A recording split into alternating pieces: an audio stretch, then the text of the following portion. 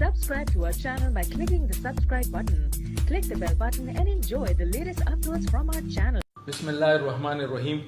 سید حبیب الله ولد احمد جان سکنا تنگین نصرت زئی محله باچیان د ریپورټو کو چې یاره زما ډاټسونو هغه اکسیډنټ شوی حالت کې د سلیم شاه وجری سره شیخ کلی سره خوا کې پروتو او زه چې اوس راغم زما ډاټسن نشته. دې سلسله کې مونږه ډي پی او صاحب فورن پټوله ضلع کې ناکبندو ته احکامات پاس کړل. دا زمونږه سردریاب ناکبندۍ والا افتخار خان عیسائی یو گاډی ودرولو په هغې کې د ډاټسن په اکسیډنټ شوي حالت کې اچولی.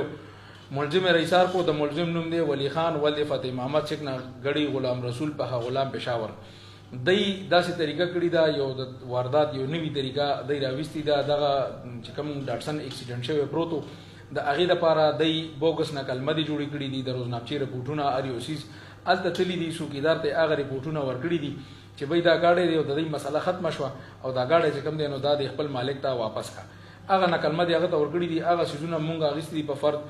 دا ملزم گرفتار دی. د خلاف مونږ 321 CA 419 420 کې مقدمه رجسټر کړې ده.